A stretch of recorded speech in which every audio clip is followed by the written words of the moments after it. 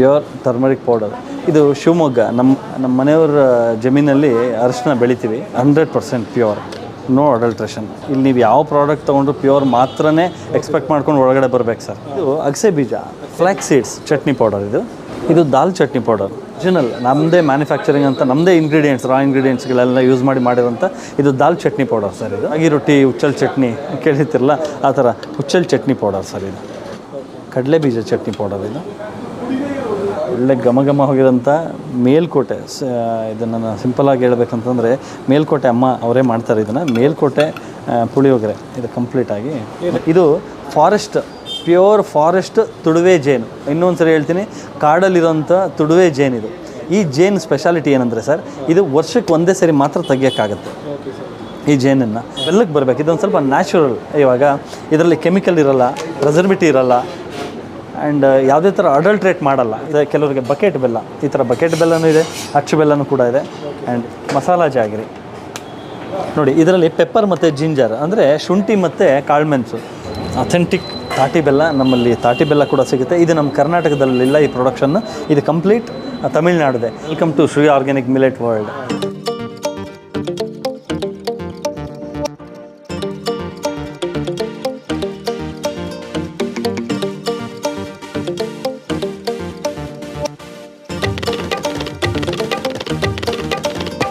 Healthy chutney powders. ಈಗ ಅಗಸೆ ಬೀಜ ತಿಂದರೆ ತುಂಬ ಒಳ್ಳೆಯದು. ಆ್ಯಕ್ಚುಲಿ ನಿಮಗೆ ಗೊತ್ತು, ಅಗಸೆ ಬೀಜ ಮಕ್ಕಳಿಗಾಗಲಿ ಮೆಮೊರಿ ಪವರ್ಗೆಲ್ಲ ತುಂಬ ಚೆನ್ನಾಗಿರುತ್ತೆ. ಆಮೇಲೆ ಹೇರ್ ಗ್ರೋತ್ ಆಗೋಕ್ಕೆ, ಹೇರ್ ಲಾಸ್ ಕಂಟ್ರೋಲ್ ಆಗೋಕ್ಕೆ ಅಂತ. ಅದನ್ನು ಹಂಗೆ ತಿನ್ನೋದು ಸ್ವಲ್ಪ ಅವ್ರಿಗೆ ಕಷ್ಟ. ಅಂದರೆ ಸ್ವಲ್ಪ ಹುರಿದು ತಿಂದರೆ ಇನ್ನೂ ಒಳ್ಳೆಯದು ಮಾರ್ನಿಂಗ್. ಅದು ಸ್ವಲ್ಪ ಜೆಲ್ ಥರ ಇರುತ್ತೆ, ಅದು ಜಾಸ್ತಿ ಕನ್ಸ್ಯೂಮ್ ಮಾಡೋಕ್ಕಾಗಲ್ಲ. ಅಟ್ಲೀಸ್ಟ್ ಮಿನಿಮಮ್ ಇಷ್ಟು ಕ್ವಾಂಟಿಟಿ ಅಂತ ಕನ್ಸ್ಯೂಮ್ ಮಾಡಬೇಕು. ಅದ್ರ ಬದಲು ಈ ಥರ ನೋಡಿ, ನಾವು ಚಟ್ನಿ ಪೌಡ್ರ್ ಮಾಡಿದಾಗ ಒಂದು ದೋಸೆ, ಇಡ್ಲಿಗಾಗ್ಬೋದು, ರೊಟ್ಟಿಗಾಗ್ಬೋದು, ಚಪಾತಿಗಾಗ್ಬೋದು, ಇದನ್ನು ಮಿಕ್ಸ್ ಮಾಡಿಕೊಂಡು ತಿನ್ಬೋದು. ಅದು ಹೆಲ್ದಿ ಆಗಿರುತ್ತೆ. ಹೆಲ್ದಿ ಆ್ಯಂಡ್ ಟೇಸ್ಟಿ ಎರಡೂ ಸಿಗುತ್ತೆ ನಿಮಗೆ. ಇದು ಅಗಸೆ ಬೀಜ ಫ್ಲ್ಯಾಕ್ಸ್ ಸೀಡ್ಸ್ ಚಟ್ನಿ ಪೌಡರ್. ಇದು ಆ್ಯಂಡ್ ಇದು dal chutney powder. Chutney powder almost ಎಲ್ಲರೂ ಭಾಳ ಯೂಸ್ ಮಾಡ್ತಾರೆ ಚಟ್ನಿ ಪೌಡರ್ಗಳೆಲ್ಲ. ಬಟ್ ನಮ್ಮಲ್ಲಿ ಒರಿಜಿನಲ್, ನಮ್ಮದೇ ಮ್ಯಾನುಫ್ಯಾಕ್ಚರಿಂಗ್ ಅಂತ, ನಮ್ಮದೇ ಇಂಗ್ರೀಡಿಯೆಂಟ್ಸ್, ರಾ ಇಂಗ್ರೀಡಿಯೆಂಟ್ಸ್ಗಳೆಲ್ಲ ಯೂಸ್ ಮಾಡಿರೋಂಥ ಇದು ದಾಲ್ ಚಟ್ನಿ ಪೌಡರ್ ಸರ್. ಇದು ಬಂದು ಕರಿ ಲೀವ್ಸು, ಕರಿಬೇವಿನ ಸೊಪ್ಪು ಚಟ್ನಿ ಪೌಡರ್. ಕರಿಬೇವು ಸೊಪ್ಪನ್ನು ಯೂಸ್ ಮಾಡಿ ಚಟ್ನಿ ಪೌಡರ್ ಮಾಡ್ತೀವಿ. ಕರಿಬೇವಿನ ಸೊಪ್ಪಿನ ಚಟ್ನಿ ಪೌಡ್ರ್. ಇದು ಹೇರ್ ಲಾಸ್ಗೆ ಮತ್ತು ಹೇರ್ ಗ್ರೋತ್ಗೆ ಮತ್ತು ಗ್ರೇ ಹೇರ್ಸ್ಗಳಿಗೆ ಇದಕ್ಕೆಲ್ಲ ತುಂಬಾ ಒಳ್ಳೆಯದಾಗುತ್ತೆ. ಶುಗರ್ ಇರೋರು ತುಂಬ ಇದನ್ನು ಯೂಸ್ ಮಾಡ್ಬೋದು. ಬೇವಿನೆಲೆ, ಕರಿಬೇವಿನೆಲೆ ತಿನ್ನಬೇಕು ಡೈಲಿ ಅಂತಾರಲ್ಲ, ಅದು ಡೈರೆಕ್ಟ್ ತಿನ್ನೋಕ್ಕಾಗಲ್ಲ. ಸೊ ಇದನ್ನು ಯೂಸ್ ಮಾಡಿ ಇದನ್ನು ಚಟ್ನಿ ಥರದಲ್ಲಿ ಇದನ್ನು ತಿನ್ಬೋದು. ಆ್ಯಂಡ್ ಸ್ಪೆಷಲ್ ಅಥೆಂಟಿಕ್ ರಾಗಿ ರೊಟ್ಟಿ ಹುಚ್ಚಲ್ ಚಟ್ನಿ ಕೇಳಿರ್ತಿರಲ್ಲ, ಆ ಥರ ಹುಚ್ಚಲ್ ಚಟ್ನಿ ಪೌಡರ್ ಸರ್. ಇವೆಲ್ಲ ಅಪರೂಪ ನಿಮಗೆ ಹುಡುಕಬೇಕು ಕೆಲವು ಪ್ರಾಡಕ್ಟ್ಗಳನ್ನೆಲ್ಲ. ಆ ಥರ ನಾವು ಅಥೆಂಟಿಕ್ ಆಗಿರೋಂಥದ್ದು, ಹಳೆ ಪದ್ಧತಿಯಲ್ಲಿ ನಡೀತಾ ಇರೋಂಥ ಒಂದು ಆರೋಗ್ಯಕರ ಬೇಕಾಗಿರೋಂಥ ಒಂದಷ್ಟು ವಸ್ತುಗಳನ್ನ ಪ್ರಾಡಕ್ಟ್ನ ನಾವೇ ಇಲ್ಲಿ ರೆಡಿ ಮಾಡ್ತಾಯಿದ್ವಿ. ಇದು ಗ್ರೌಂಡ್ ನಟ್ ಚಟ್ನಿ ಪೌಡ್ರು, ಕಡಲೆ ಬೀಜ ಚಟ್ನಿ ಪೌಡರ್. ಇದು ಎಲ್ಲ ಒಂದು ಮೀಡಿಯಮ್ ಕ್ವಾಂಟಿಟಿ, ಎಲ್ಲ ಒಂದು 200 ಗ್ರಾಮ್ಸ್ 250 ಗ್ರಾಮ್ಸಲ್ಲೇ ಮಾಡಿದ್ದೀವಿ. ಇಲ್ಲಿಂದ ಒಂದು 52 ಕಿಲೋಮೀಟ್ರ್ ದೂರದಲ್ಲಿ ನಮ್ಮದು ಫಾರ್ಮ್ ಹೌಸ್. ಅಲ್ಲಿ ನಾವು ಈ ಹಸುಗಳನ್ನು ನಾವು ಸಾಕ್ಕೊಂಡಿದ್ದೀವಿ. ಬಟ್ ಅದ್ರ ತುಪ್ಪ ನಮಗೆ ಅಲ್ಲಿಂದ ಹಾಲು ಕರೆದು, ಎಪ್ಪಾಕಿ, ಮಜ್ಜಿಗೆ ಕಡ್ದು, ಬೆಣ್ಣೆ ತೆಗೆದು, ಬೆಣ್ಣೆನ ತುಪ್ಪ ಮಾಡಿ, ಆ ತುಪ್ಪನ ಈ ಥರ ಕ್ಯಾರಿಯರಲ್ಲಿ ನಾವು ತೊಗೊಂಡು ಬರ್ತೀವಿ ಸರ್. ಇಲ್ಲಿ ನೋಡಿ, ಈ ಥರ ಕಂಟೈನರ್ಸ್ ನೋಡಿ ಘಮ ಹೆಂಗಿದೆ. ನಿಮಗೇನು ಅನಿಸ್ತದೆ ಎಷ್ಟು ದೂರಕ್ಕೆ? ಇವೆಲ್ಲ ಹಳೆ ನೆನಪುಗಳನ್ನ ತರಿಸೋಂಥ ಇದು. ಈ ತುಪ್ಪ ಈ ಥರ ಕಂಟೈನರಲ್ಲಿ ಬರುತ್ತೆ. ಇದನ್ನು ಇಲ್ಲಿ ಗ್ಲಾಸ್ ಬಾಟಲ್ಸಲ್ಲಿ ಪ್ಯಾಕ್ ಮಾಡ್ತೀವಿ. ಪ್ಲಾಸ್ಟಿಕ್ ಬಾಟಲ್ಸಲ್ಲ, ಗ್ಲಾಸ್ ಬಾಟಲ್ಸಲ್ಲಿ ಪ್ಯಾಕ್ ಮಾಡ್ತೀವಿ ಆ್ಯಕ್ಚುಲಿ. ನಮ್ಮಲ್ಲಿ ಪ್ಯೂರ್ ಟರ್ಮರಿಕ್ ಪೌಡರ್ ನಿಮಗೆ. This is pure turmeric powder. ಇದು ಶಿವಮೊಗ್ಗ, ನಮ್ಮ ಮನೆಯವರ ಜಮೀನಲ್ಲಿ ಅರಿಶಿನ ಬೆಳಿತೀವಿ. ಅದನ್ನು ನಾವು ಚೆನ್ನಾಗಿ ಒಣಗಿಸಿ, ಅದ ನಂತರ ಬೇಯಿಸಿ, ಆಮೇಲೆ ಪೌಡ್ರ್ ಮಾಡೋಂಥದ್ದಿದೆ ಸರ್. 100% pure, no adulteration. ಇಲ್ಲಿ ನೀವು ಯಾವ ಪ್ರಾಡಕ್ಟ್ ತೊಗೊಂಡ್ರು ಪ್ಯೂರ್ ಮಾತ್ರನೇ ಎಕ್ಸ್ಪೆಕ್ಟ್ ಮಾಡ್ಕೊಂಡು ಒಳಗಡೆ ಬರಬೇಕು ಸರ್. ಲಾಭಕ್ಕೋಸ್ಕರ ಅಥವಾ ಕಮರ್ಷಿಯಲ್ ಆಗಿ ಹೊರಗಡೆಯಿಂದ ತರಿಸಿ ಮಾಡೋ ಥರ ಇಲ್ಲ. ರೂಟ್ ನಮ್ಮ ಕೈಲಿರೋದು. ಈಗ ನಮ್ಮೊಬ್ಬರೇ ಅಲ್ಲ, ಈಗ ನಾವು ಒಬ್ಬನೇ ಇಷ್ಟೆಲ್ಲ ಮಾಡ್ತೀನಿ ಅನ್ನೋದು ಅದು ಸುಳ್ಳು, ಆಗಲ್ಲ. ನಮ್ಮದೊಂದು ಟೀಮ್ ಅಂದರೆ ನೋಡಿ, ಒಂದು 5 ವರ್ಷ 6 ವರ್ಷ ಟೈಮ್ ಹಿಡಿತು ನಮ್ಮೊಂದು ಟೀಮನ್ನ ಬಿಲ್ಡ್ ಮಾಡೋಕ್ಕೆ. ಶುರು ಮಾಡಿದಾಗ ನಮ್ಮದೊಂದು ಬೇರೆ ಥರ ಟೀಮ್ ಶುರು ಮಾಡಿದ್ವಿ. ಅವ್ರವ್ರ ಪ್ರೊಫೆಷನಲ್ ಅವ್ರವ್ರು ಇದ್ದಾರೆ. ಬಟ್ ನಾವು ಇದನ್ನು ಈಗ ಎಣ್ಣೆ ಗಾಣ ಅಂದಾಗ ಅದನ್ನ ಜವಾಬ್ದಾರಿ ಒಬ್ಬರು ನೋಡ್ತಾರೆ.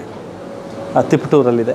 ಆ್ಯಂಡ್ ಹಸು ಇವುಗಳೆಲ್ಲ ಕುಣಿಗಲ್ಲಲ್ಲಿ, ನಮ್ಮದು ಕುಣಿಗಲ್ಲಿಂದ ಮರೂರು ಹ್ಯಾಂಡ್ ಪೋಸ್ಟ್ ಅಂತ ಇದೆ, ಅಲ್ಲಿ ಒಂದಷ್ಟು ಮಾಡ್ತೀವಿ.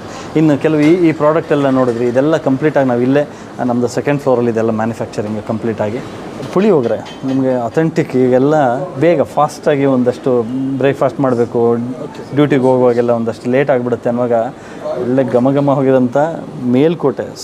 ಇದನ್ನು ನಾನು ಸಿಂಪಲಾಗಿ ಹೇಳ್ಬೇಕಂತಂದರೆ ಮೇಲ್ಕೋಟೆ ಅಮ್ಮ ಅವರೇ ಮಾಡ್ತಾರೆ ಇದನ್ನು. ಮೇಲ್ಕೋಟೆ ಪುಳಿಯೋಗರೆ ಇದು ಕಂಪ್ಲೀಟಾಗಿ ನಮ್ಮಲ್ಲಿ ಸಿಗುತ್ತೆ. ಇದು ರೆಡಿ. ಇದು ಅನ್ನ ತಂಗ್ಳನ್ನಾದ್ರೂ ಸರಿ, ಬಿಸಿ ಅನ್ನನಾದರೂ ಸರಿ, ಅದಕ್ಕೆ ಹಾಕ್ಕೊಂಡು ಕಲಿಸಿದ್ರೆ ಮುಗೀತು ಅಷ್ಟೇ. ಗೊಜ್ಜೆ ನಮ್ಮಲ್ಲಿ ಸಿಗುತ್ತೆ.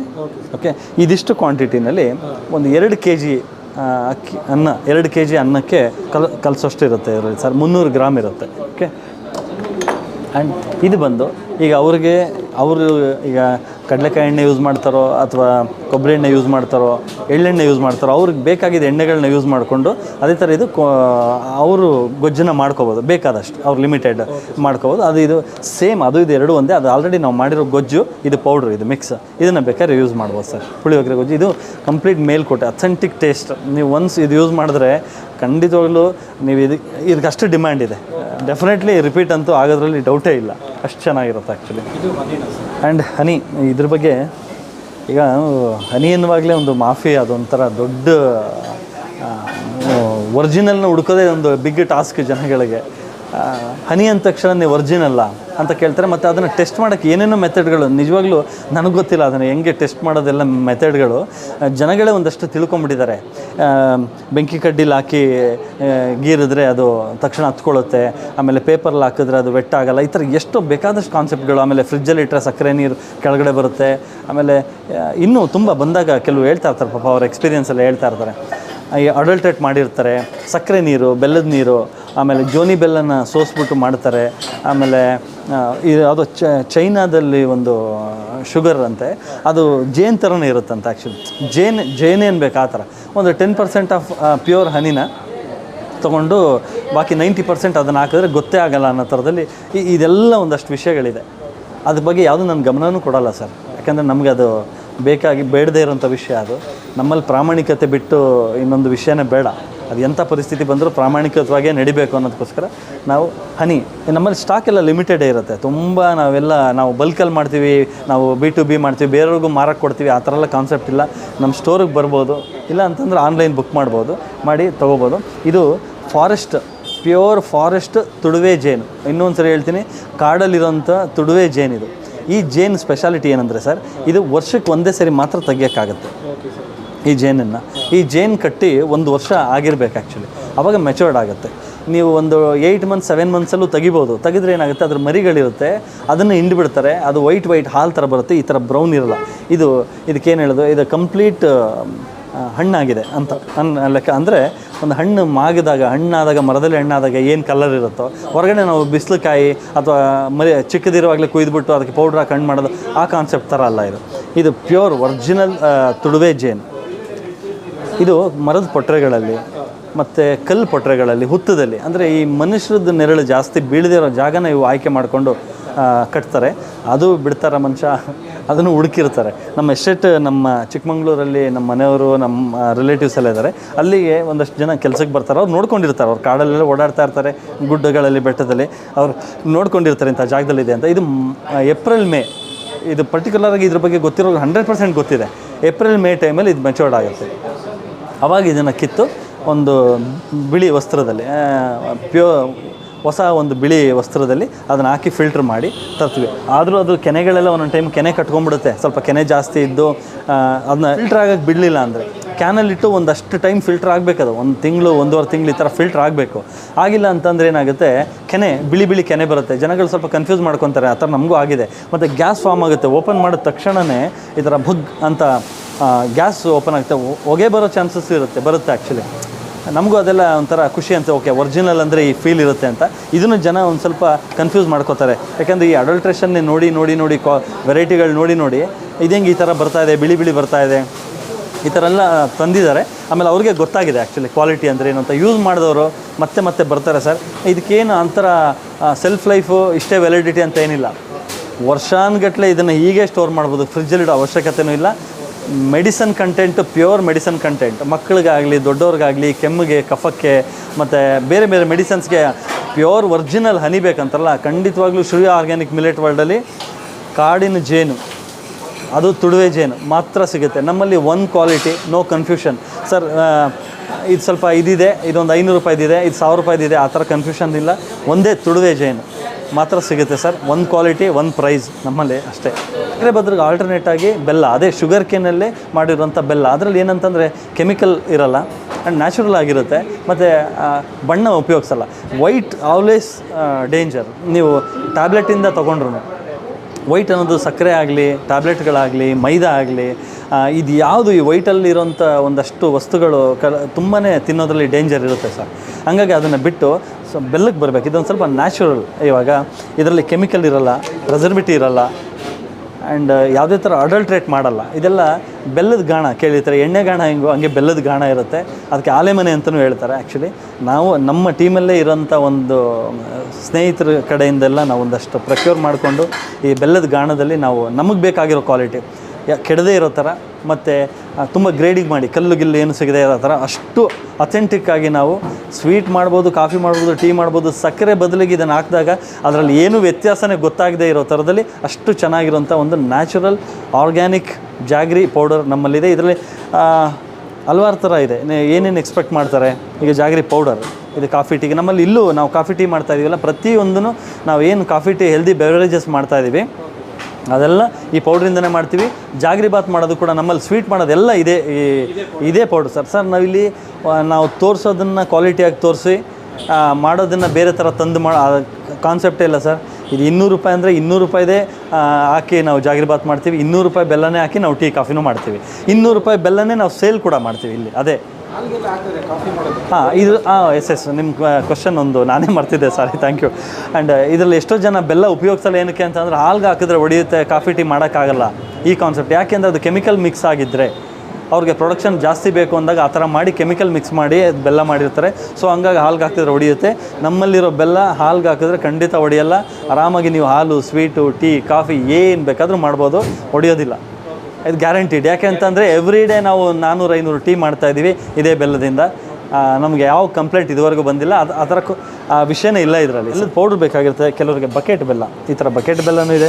ಒಬ್ಬಟ್ಟು ಮಾಡಿ, ಸ್ವೀಟ್ ಮಾಡಿ, ತಂಬಿಟ್ಟು ಮಾಡಿ ಬಕೆಟ್ ಬೆಲ್ಲ ಇದೆ.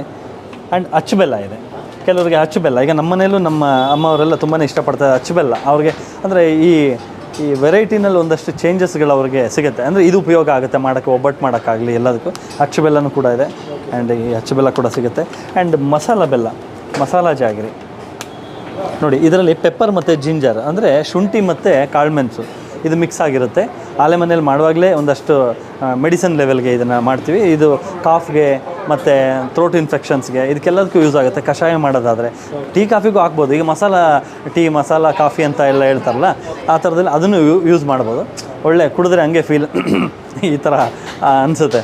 ಆ ಫೀಲ್ ಗೊತ್ತಾಗುತ್ತೆ. ಮಸಾಲ ಜಾಗ್ರಿ ಏನು ಎಕ್ಸ್ಟ್ರಾ ಮಸಾಲ ಹಾಕೋಬೇಕು ಅಂತೆಲ್ಲ ಪೆಪ್ಪರ್, ಜಿಂಜರ್ ಎರಡು ಇದರಲ್ಲಿ ಆ್ಯಡ್ ಆಗಿರುತ್ತೆ ಸರ್. ಈ ಥರ ಮಸಾಲ ಜಾಗ್ರಿ ಕೂಡ ಇದೆ.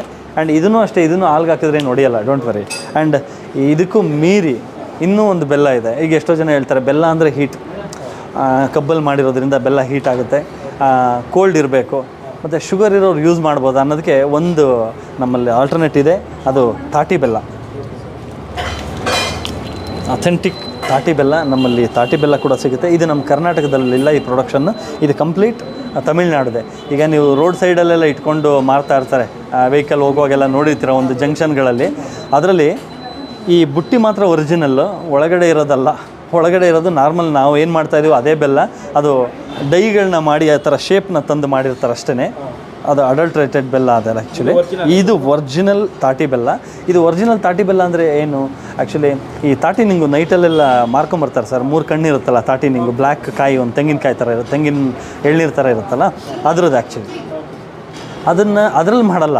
ಆ ಮರಕ್ಕೆ, ಈಗ ಬೈನೆ ಮರಕ್ಕೆಲ್ಲ ಸೇಂದಿ ತೆಗಿಯೋಕ್ಕೆ ಹೆಂಗೆ ಮಡಕೆ ಕಟ್ಟಿಬಿಟ್ಟು ಸೇಂದಿ ಎಲ್ಲ ತೆಗಿತಾರಲ್ಲ, ಅದೇ ಥರದಲ್ಲಿ ಒಂದಷ್ಟು ಮಡಕೆನ ಕಟ್ಟಿ ಅದರಲ್ಲಿ ಬರೋ ಒಂದು ನೀರು ಆ್ಯಕ್ಚುಲಿ, ಅದರ ರಸ ಇದೆಯಲ್ಲ, ಅದನ್ನು ಎಕ್ಸ್ಟ್ರಾಕ್ಟ್ ಮಾಡಿ ಮಾಡ್ತಾರೆ. ಅದು ಇದೆ ಆ್ಯಕ್ಚುಲಿ. ಇದರಲ್ಲಿ ಯಾವುದೇ ಥರ ಕಬ್ಬು ಆಗಲಿ, ಶುಗರ್ ಕೇನ್ ಕಂಟೆಂಟ್ ಯಾವುದೂ ಇರೋಲ್ಲ. ಪ್ಯೂರ್ ತಾಟಿ ಬೆಲ್ಲ ಇರುತ್ತೆ. ಇದರಿಂದ ಭಾಳಷ್ಟು ಉಪಯೋಗ ಇದೆ. ತಾಟಿ ಬೆಲ್ಲ ಬೇಕಾದಷ್ಟು ಉಪಯೋಗಕ್ಕಿದೆ. ಹೆಲ್ತಿಗೆ ತುಂಬ ಒಳ್ಳೆಯದು, ಮತ್ತು ತಂಪು ಕೂಡ ಇದೆ ಆ್ಯಕ್ಚುಲಿ.